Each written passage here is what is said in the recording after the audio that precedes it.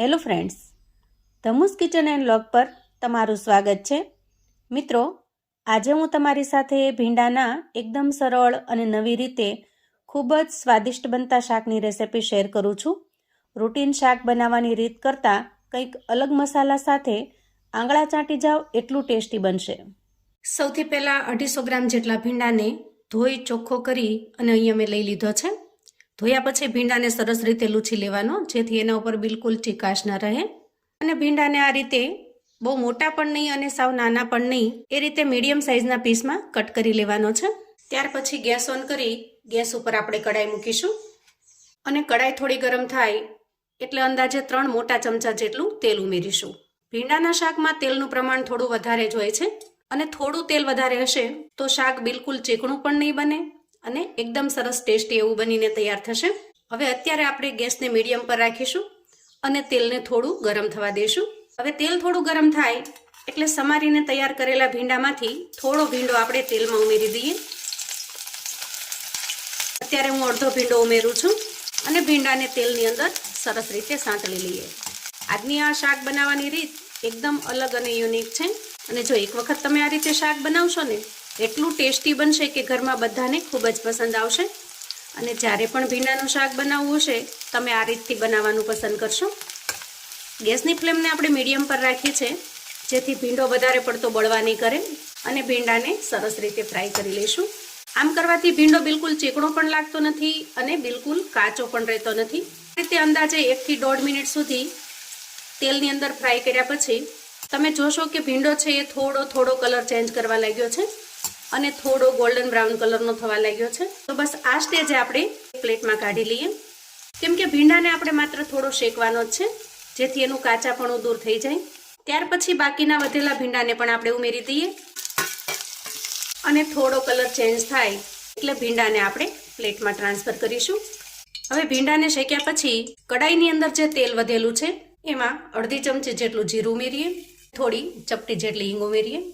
ત્યાર પછી એક મીડિયમ સાઇઝની ડુંગળીને મેં એકદમ ઝીણી ચોપ કરી લીધી છે, એને ઉમેરી દઈએ.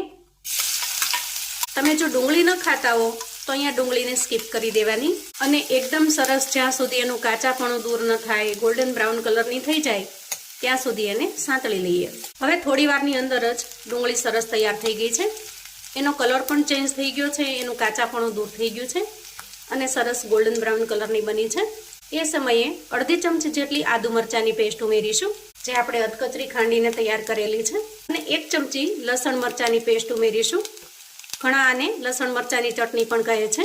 તમે લસણ મરચાંની ચટણી કહો છો કે પેસ્ટ એ મને કોમેન્ટમાં જણાવજો. આ બધી જ વસ્તુને આપણે સરસ રીતે મિક્સ કરી લઈએ, જેથી લસણનું કાચાપણું, મરચાંનું કાચાપણું દૂર થઈ જાય. બધું જ સરસ રીતે મિક્સ કર્યા પછી 2 મીડિયમ સાઇઝના ટમેટાને મેં એકદમ ઝીણા સમારી લીધા છે, એને ઉમેરી દઈએ અને સરસ રીતે મિક્સ કરી લઈએ. હવે અત્યારે આપણે ગેસની ફ્લેમને એકદમ ધીમી કરી લેવાની છે, જેથી મસાલા બળે નહીં. આ સ્ટેજે આપણે રૂટીન મસાલા કરી લઈએ. અડધી ચમચી જેટલું ધાણા જીરું પાવડર ઉમેરીશું અને 5 ચમચી જેટલી હળદર ઉમેરીશું. સ્વાદ પ્રમાણે મીઠું ઉમેરીશું અને બધા જ મસાલાને સરસ રીતે મિક્સ કરી લઈશું. હવે આપણે નાની વાટકી જેટલું પાણી ઉમેરી દઈએ અને સરસ રીતે મિક્સ કરી લઈએ. ઢાંકણ ઢાંકી અંદાજે 1 મિનિટ સુધી થવા દઈએ અને ત્યાં સુધીમાં થોડી આગળની તૈયારી કરીશું. હવે આપણે એક મિક્સર જાર લઈશું અને એમાં એક નાની વાટકી જેટલી બેસનની સેવ ઉમેરીશું. મોટાભાગે સેવ આપણને આસાનીથી બજારમાં મળી જાય છે અને તૈયાર પેકેટમાં પણ મળતી હોય છે. હવે આ તૈયાર સેવની અંદર મીઠું તો ઉમેરેલું જ હોય છે, તો આપણે બાકીના મસાલા કરીશું. અડધી ચમચી ધાણા પાવડર ઉમેરીશું, થોડી 5 ચમચી જેટલી હળદર ઉમેરીશું, અડધી ચમચી જેટલો ચાટ મસાલો ઉમેરીશું. અહીંયા તમે ચાટ મસાલો અથવા તો આમચૂર પાવડર બેમાંથી એક કોઈ પણ લઈ શકો છો, કેમ કે આમચૂર પાવડર કે ચાટ મસાલાથી સબ્જીનો ટેસ્ટ એકદમ મસ્ત બનીને તૈયાર થશે. ખૂબ સરસ મજાનો ખાટો મીઠો ટેસ્ટ આવે છે, જેથી શક્ય હોય તો બંનેમાંથી એક ઉમેરી દેવાનું. 1 ચમચી આપણે અહીંયા મરચું પાવડર ઉમેરીશું. આપણે અહીંયા મોળી સેવ લીધી છે એટલે મેં અહીંયા લાલ મરચા પાવડરનો ઉપયોગ કરેલો છે. તમે જો તીખી સેવ લો તો મરચાનું પ્રમાણ એ રીતે રાખવાનું. અને હવે ઢાંકણ ઢાંકી સરસ રીતે બધી જ વસ્તુને પીસી લઈએ. વાહ, જુઓ, પીસી લેવાથી આ રીતે એકદમ ટેસ્ટી એવો મસાલો બનીને તૈયાર થશે. આ મસાલાથી ભીંડાનું શાક ખૂબ જ સ્વાદિષ્ટ બને છે. હવે ત્યાં સુધીમાં જુઓ, અહીંયા ટમેટા એકદમ સરસ સોફ્ટ થઈ ગયા છે આ રીતે ચમચાની મદદથી મેશ કરીએ તો આરામથી મેશ પણ થઈ જાય છે. તો આ રીતે ટમેટા એકદમ સરસ મેશ થઈ જાય, એની ગ્રેવી તૈયાર થઈ જાય એ સમયે ફ્રાય કરીને તૈયાર રાખેલો ભીંડો ઉમેરી દઈએ અને સરસ રીતે મિક્સ કરી લઈએ. સામાન્ય રીતે જે આપણે ભીંડાનું શાક બનાવીએ છીએ રોજબરોજમાં રૂટીનમાં, એના કરતાં શાક બનાવવાની રીત એકદમ અલગ છે. એનાથી થોડો સમય વધારે લાગે છે આ શાક બનાવવામાં, પણ ટેસ્ટ એકદમ સરસ જબરદસ્ત બને છે. એક વખત ચોક્કસથી ટ્રાય કરજો અને મને ફીડબેક શેર કરજો.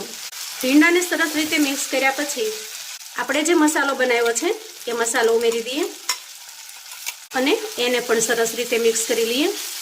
વાહ, જુઓ, મસાલો મિક્સ કરતાં જ શાકનો લુક બદલાઈ જાય છે અને ટેસ્ટ પણ એકદમ સરસ લાજવાબ બને છે. છેલ્લે થોડી ઝીણી સમારેલી કોથમીર ઉમેરી દઈએ અને સરસ રીતે મિક્સ કરી લઈએ. તો એ આપણું એકદમ ટેસ્ટી અને ખૂબ જ લાજવાબ ટેસ્ટવાળું ભીંડાનું શાક બનીને તૈયાર છે. ખરેખર જે ભીંડો નહીં ખાતા હોય એ પણ એક વખત ચાખશે ને તો માંગીને ખાશે, એટલું સરસ ટેસ્ટી બને છે. રૂટીનમાં તમે જે ભીંડાનું શાક બનાવો છો એનાથી સ્વાદમાં બિલકુલ અલગ બનશે અને 100% ઘરમાં બધાને ખૂબ જ પસંદ પણ આવશે. અહીંયા ભીંડાને આપણે અગાઉથી ફ્રાય કરેલો હોવાથી હવે વધારે ચડવા દેવાની જરૂર નહીં પડે, કેમ કે ભીંડો ઓલરેડી એકદમ સરસ સોફ્ટ થઈ ગયો છે અને ચડી પણ ગયો છે. આ સ્ટેજે ગેસની ફ્લેમને બંધ કરીશું અને તૈયાર થયેલા ભીંડાના શાકને સર્વ કરી લઈશું. રોટલી સાથે, ભાખરી સાથે કે રોટલા સાથે ખાવાની ખૂબ જ મજા પડી જાય એવું સરસ મસાલેદાર ભીંડાનું શાક બન્યું છે. દાળ ભાત સાથે આ શાક ખાવાની તો ખૂબ જ મજા પડી જશે અને ખરેખર ટેસ્ટમાં એટલું લાજવાબ છે કે આ ટેસ્ટ પહેલાં તમે ક્યારેય નહીં ટ્રાય કર્યો હોય. અને જો તમે ક્યારેય આ રીતે ભીંડાનું શાક ન બનાવ્યું હોય તો એક વખત મારા કહેવાથી પણ ચોક્કસથી ટ્રાય કરજો. ખરેખર તમને ખૂબ જ પસંદ આવશે. જુઓ, ભીંડો એકદમ સરસ સોફ્ટ થઈ જાય છે અને બિલકુલ ચીકણો કે કાચો પણ રહેતો નથી. તો મિત્રો, આવું અવનવું જાણવા માટે અને મને સપોર્ટ કરવા માટે ચેનલ પર જો તમે નવા છો તો પ્લીઝ ચેનલને સબસ્ક્રાઈબ કરો. વિડીયો ગમે તો લાઈક અને શેર કરો. તમારા સગા સંબંધી મિત્રોને પણ આપણી આજની એકદમ અલગ રીતે બનાવેલા ભીંડાના શાકની રેસિપી ચોક્કસથી મોકલી આપજો, જેથી એ લોકો પણ બનાવીને તૈયાર કરી શકે, એન્જોય કરી શકે અને એના પરિવારને પીરસી શકે. કોમેન્ટમાં મને ચોક્કસથી જણાવજો મિત્રો કે આજની આ ભીંડાના શાકની રેસિપી તમને કેવી લાગી છે.